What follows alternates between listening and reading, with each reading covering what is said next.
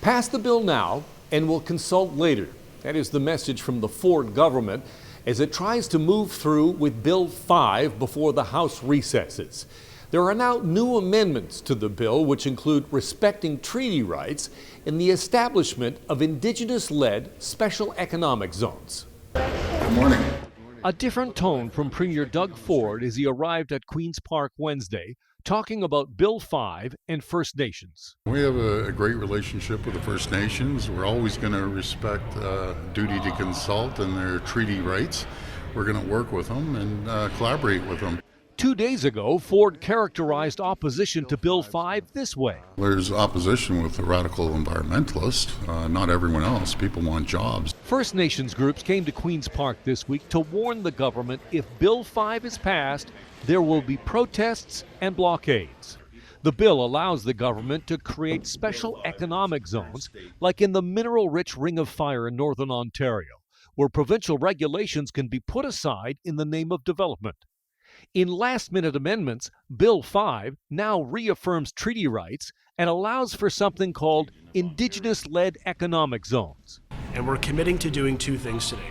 To moving forward with a responsible resource development policy that allows us not to be the last and slowest jurisdiction in the world on mining, but it also allows us to meaningfully consult and listen to the voice of Indigenous peoples.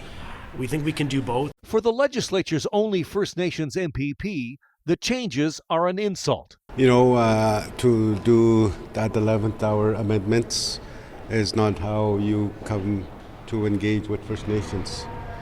To do 11th hour amendments to Bill 5, that is not a path towards reconciliation. It's the first we've heard of it, right? Just like the special economic zones. We don't know what they're talking about. We don't know. We haven't seen anything yet.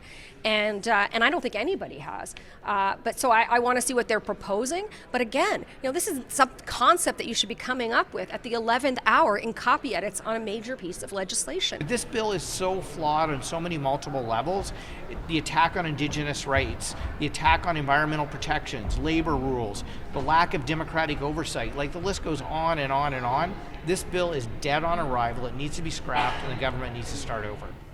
The Premier's office says the idea for Indigenous-led special economic zones came from First Nation leaders, although the Premier's office would not name them. The plan now is to have the bill passed before the House rises for the summer recess next week and then begin consultations. The opposition says that's backwards. The government should consult first and then introduce a new bill. Alan Carter, City News.